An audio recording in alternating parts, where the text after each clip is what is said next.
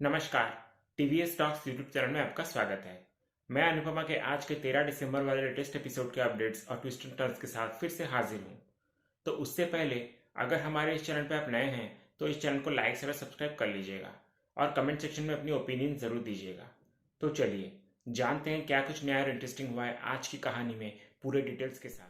तो आज के एपिसोड की शुरुआत में हमें राही को दिखाया जाता है जो कि अनुपमा के रूम में सोई हुई होती है। फिर जब उसकी अचानक आंख खुलती है तो वो देखती है कि अनुपमा उसके बगल में नहीं होती।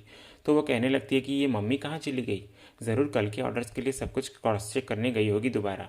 मैं भी जाती हूँ उनकी हेल्प करने, कहकर वो उठकर चली जाती है वहाँ से। इसी बीच फिर अंश बा के कमरे से गहने चुरा कर लाकर सलोनी को देता है और बोलता है कि ये लो और जाओ यहाँ से, प्लीज़ मेरा पीछा छोड़ो।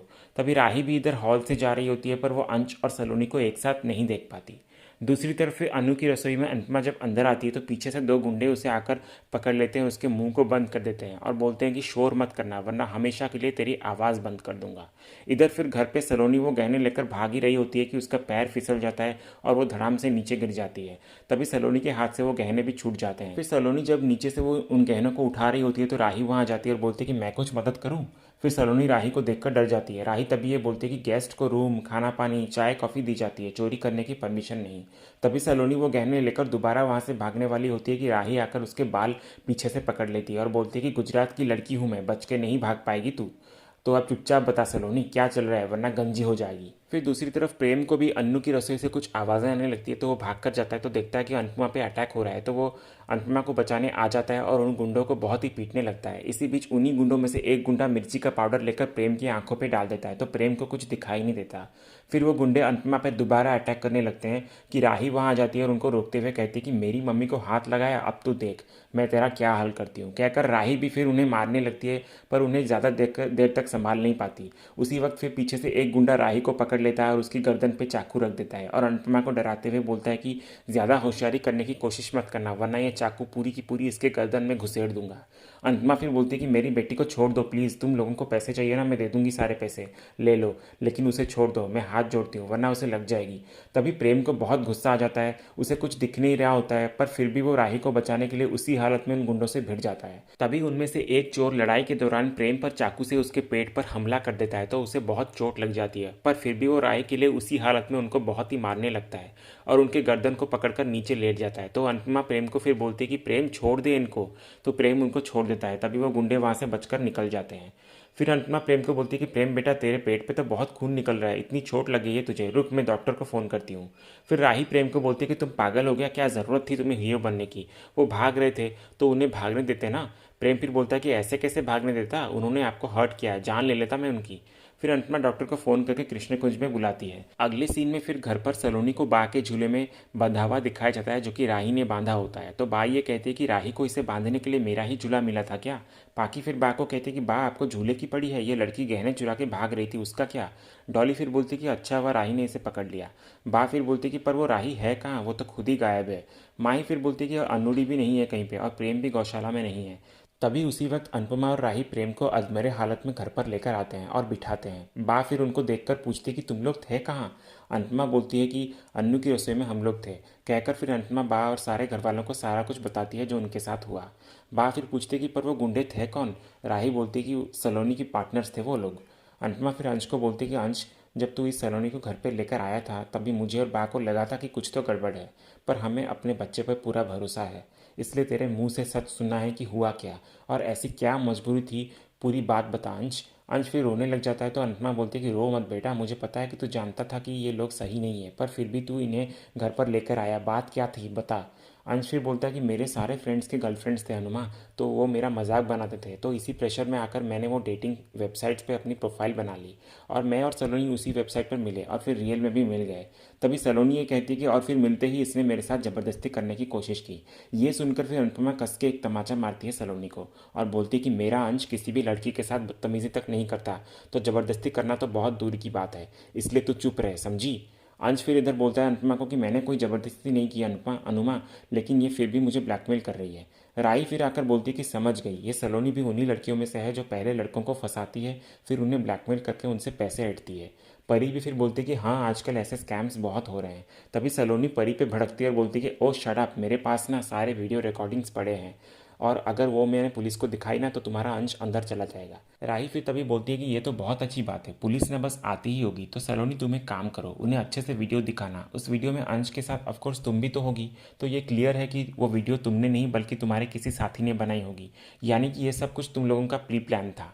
और एक बात सलोनी, तुमने और तुम्हारे दोस्तों ने मिलकर हमें मारने की कोशिश की, अंश को फंसाने की कोशिश की, यानी कि फ्रॉड, मानहानि, अटेम्प्ट टू मर्डर, इन सब के चार्जेस जब लगेंगे ना तब तुम्हारा लॉयर भी हाथ खड़ा कर देगा। तो अच्छा होगा जब पुलिस आएगी उन्हें सच बता देना ताकि कम सज़ा में छूट जाओ। अंतमा फिर सलोनी की बोलती है कि सुन लिया तूने सलोनी। फिर अंतमा सब बच्चों को ये बोलते हुए नजर आती है कि तुम आजकल के बच्चे ना क्या ही बोलें, तो अंश के साथ जो हुआ है ना उससे तुम सब बच्चों को सीख लेनी चाहिए। ये रिलेशनशिप की जिम्मेदारी से भागने के लिए तुम लोगों ने वो सिचुएशनशिप बनाई है ताकि जब मर्जी तुम लोग अपना पल्ला झाड़ सको। तो जैसे ही ये इंटरनेट की स्पीड बढ़ रही है वैसे वैसे रिश्तों की उम्र घट रही है। हर चीज़ तुम लोगों को फास्ट ही चाहिए होता है, लेकिन ऐसा नहीं होता। रिश्तों में जल्दबाजी नहीं होती, एक दूसरे को समझना और जानना पड़ता है, तब जाके किसी पे भरोसा किया जा सकता है। फिर अंतमा अंश को बोलती है कि देख बेटा, मैं समझती हूँ कि ये उम्र ही ऐसी होती है कि गलतियाँ हो जाती है, लेकिन अगर गलती हो जाए तो सबसे पहले जाकर अपने परिवार को बताओ, क्योंकि एक फैमिली ही है जो तुम लोगों का साथ देगा ऐसी परिस्थिति में। भले ही थोड़ा बहुत डांटेंगे, समझाएंगे, हो सकता है कि सज़ा भी मिले, लेकिन आखिर में फैमिली ही है जो साथ खड़ा रहेगा और तुम्हारी ये प्रॉब्लम सुलझाएगा। फिर अंतमा ही बोलती है कि क्या ज़रूरत थी बात छुपाने की अंश, इतना भी भरोसा नहीं है क्या तुझे तेरी अनुमा और घर वालों पे।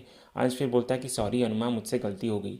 फिर अंतमा सबको ये कहने लगती है कि हम बड़ों को भी घर में ऐसा माहौल बना के रखना चाहिए कि बच्चे कुछ भी बोलने से पहले हिचकिचाए नहीं, इसलिए हम बड़ों की भी गलती रहती है, 2 कदम हम चलेंगे तो वो भी 2 कदम चलेंगे ना। तभी पुलिस की सायरन की आवाज़ आती है तो अंतमा सलोनी की बोलती है कि ऑल द बेस्ट सलोनी। दूसरे सीन में फिर हमें प्रेम को दिखाया जाता है जो कि राही के रूम में आराम कर रहा होता है। तभी राही जब दरवाज़ा नॉक करती है तो प्रेम बोलता है कि तूफान कब से नॉक करके आने लग गई। राही फिर बोलती है कि तूफान अगर ये रूम नहीं देता तो गौशाला में पड़े हाय हाय करते हुए तुम कावेरी और गौरी को डिस्टर्ब कर रहे होते। प्रेम फिर बोलता है कि थैंक्स रूम देने के लिए। राही फिर बोलती है कि डॉक्टर ने बोला है कि ज़ख्म इतना गहरा नहीं है, पर हर घंटे ड्रेसिंग चेंज करनी होगी ताकि इन्फेक्शन ना हो, तो चलो अपनी शर्ट उतारो। प्रेम फिर मजाक करते हुए बोलता है कि एक शरीफ लड़के की शर्ट उतारवा के आपको शर्म नहीं आती। राही फिर बोलती कि ओ अबला मर्द, अपना नाटक बंद करो और शर्ट उतारो। कहकर राही प्रेम की शर्ट उतार कर उसके चोट की ड्रेसिंग करने लगती है। फिर प्रेम राही को शुक्रिया कहता है। राही फिर प्रेम को बोलती कि एक बात पूछूं तुमसे। प्रेम बोलता है कि पूछिए। राही बोलती कि तुमने उन लड़कों को इतना मारा क्यों। प्रेम फिर बोलता है कि क्योंकि उन्होंने आपको हर्ट किया, जो मुझसे बर्दाश्त नहीं हुआ। राही बोलती है कि क्यों। प्रेम बोलता है कि क्योंकि मुझे एंगर इश्यूज़ हैं इसीलिए। तो अभी आप जाकर सो जाइए राही, क्योंकि कल सामान लेकर अहमदाबाद से हमें बाहर जाना है। राही बोलती है कि तुम कहीं नहीं जाओगे, इस हालत में गाड़ी नहीं चलाओगे, मैं तोशु भाई को अपने साथ ले जाऊंगी। प्रेम फिर बोलता है कि नहीं, मैं चलूंगा राही, आप और मैं हम दोनों जाएंगे और ये फाइनल है। फिर प्रेम राही को देखते हुए मन में ये कहता है कि ये तो फिर भी मामूली सी चोट है राही, अब मेरे पैर भी टूटे हुए होते ना तो भी मैं आपके साथ कल ज़रूर जाता, क्योंकि कल मुझे आपसे अपनी दिल की बात जो कहनी है। अगले सीन में अगली सुबह फिर प्रेम राही को आई लव यू बोलने की प्रैक्टिस कर रहा होता है आईने के सामने। तभी उसे सपने में दिखता है कि राही उसे आकर चांटा मारती है और बोलती कि पहले मुझे बोलना था ना, तुमने क्यों कहा, कहकर वो भी आई लव यू टू बोलती है। तो प्रेम परी को राही समझ के उसे गले लगाने लगता है। तो परी बोलती है कि ये क्या कर रहे हो प्रेम, सपना देखना बंद करो। तुम ये सपना देख रहे थे ना प्रेम कि गाल पे थप्पड़ पड़ेगा या फिर किस मिलेगी, तो चांसेस तो ज़्यादा थप्पड़ के ही हैं, पर रिस्क तो लेना ही पड़ेगा ना। प्रेम फिर बोलता है कि तो ठीक है, आज प्रेम रिस्क लेकर ही रहेगा। सीरियल में आगे फिर हमें दोबारा प्रेम को दिखाया जाता है जो कि सामान उठाकर गाड़ी में रख रहा होता है। तो अंतमा उसको बोलती है कि तू क्यों उठा रहा है सामान, तुझे चोट लगी है ना। प्रेम बोलता है कि चोट तो आपको भी लगी है मैम, लेकिन फिर भी आप सारा काम कर रही है ना, और वो लोग जो कहते हैं ना कि औरतें वीक जेंडर होती है तो उन्हें आपसे कुछ मिलना चाहिए। अंतमा फिर बोलती है कि बातें बनाना कोई तुझसे सीखे, लेकिन सच कहूँ प्रेम, मैं चली जाती हूँ गाड़ी लेकर, मुझे चलानी आती है गाड़ी, तू मत जा। प्रेम फिर बोलता है कि मैम शाम का इतना बड़ा ऑर्डर जो है वो कौन संभालेगा, इसलिए आप टेंशन मत लीजिए, राही है ना मेरे साथ, वो चल रही है, तो वो सामान तो क्या मुझे भी उठा सकती है। तभी उसी वक्त वहाँ माही आ जाती है और बोलती है कि आई एम रेडी, चले। फिर अंतमा और प्रेम उसे सरप्राइज होकर देखने लग जाते हैं। फिर माही ये बोलती है कि आप लोग मुझे ऐसे क्यों देख रहे हैं, राही को तो कुकिंग भी नहीं आती, तो उसे भेज कर क्या फ़ायदा, और प्रेम की जो हालत है वो अकेले मैनेज नहीं कर पाएंगे, इसलिए कोई तो होना चाहिए ना हेल्प करने के लिए। तभी राही भी वहाँ आ जाती है और बोलती है कि वहाँ कुकिंग से ज़्यादा मेहनत करने और सामान उठाने वाला काम होगा, जो मुझसे अच्छा कोई नहीं कर पाएगा। राही की बातें सुनकर फिर माही का मुंह उतर जाता है। फिर माही प्रेम के पास आती है और उसको बोलती है कि प्रेम, मैंने आपके लिए चॉकलेट्स बनाई थी, काम पे जा रहे थे ना तो मुंह मीठा करके जाइए। प्रेम फिर माही को थैंक यू कहता है और एक फूल तोड़कर उसको देते हुए कहता है कि ये आपके लिए, हैव ए नाइस डे। माही भी फिर उसको थैंक यू कहती है और मुस्कुराते हुए मन में बोलती है कि मैं भी बहुत जल्द आपको फूल देकर प्रपोज करने वाली हूँ प्रेम। फिर प्रेम और राही एक साथ जीप में बैठकर चले जाते हैं। दूसरे सीन में फिर तोशु ये बोल रहा होता है कि सारे काम करूँ मैं और शादी पे जा रहा है कोई और। किंजल फिर बोलती है कि क्या हुआ तोशु, क्यों गुस्सा कर रहे हो। तोशु बोलता है कि वहाँ शादी में मुझे जाना था, बड़े बड़े लोग आ रहे हैं वहाँ, तो मैं वहाँ गया होता तो बिज़नेस प्रमोट करता और नए कस्टमर्स लाता, लेकिन नहीं, मम्मी ने तो प्रेम और राही को भेज दिया जिनको बिज़नेस का बी तक नहीं आता। पाकी भी फिर बोलती कि भाई चाहे कुछ भी हो, आपको तो पता है कि राही मम्मी की लाडली बेटी है और प्रेम उनका सारथी। डॉली फिर तोशु को बोलती है कि तोशु मैं तो कहती हूँ कि तू कोई और जॉब ढूंढ ले, क्योंकि तू यहाँ ज़्यादा दिन तक टिकने नहीं वाला। पाकी भी फिर बोलती है कि हाँ भाई, मुझे भी लगता है कि मम्मी और राही मिलकर आपको एक दिन कंपनी से आउट कर देंगी। तोशु फिर बोलता है कि ऐसे कैसे आउट कर देंगी, कंपनी में मेरा भी हक है, तो मैं अपना हक नहीं छोड़ने वाला। तभी अनुपमा वहाँ आती है तो बा उसको बोलती है कि अनुपमा, तूने वो शादी में तोशु को क्यों नहीं भेजा, तूने जवान लड़का लड़की को अकेले कैसे भेज दिया। अनुपमा बोलती कि बा, मुझे राही और प्रेम दोनों पे भरोसा है। बा फिर बोलती कि अरे, अंधेरे में भरोसे करने से धोखा ही मिलता है, और तुझे क्या पता उस प्रेम के बारे में, वो कहाँ से है, उसके खानदान में कौन कौन है, कुछ भी पता है तुझे, या तूने कोई भी छानबीन की है, नहीं ना। पाकी भी फिर अनुपमा को कहती है कि हाँ मम्मी, उसका खून खानदान का पता भी होना चाहिए ना, आगे के लिए ईजी होगा। अनुपमा बोलती है कि आगे के लिए क्या क्या मतलब।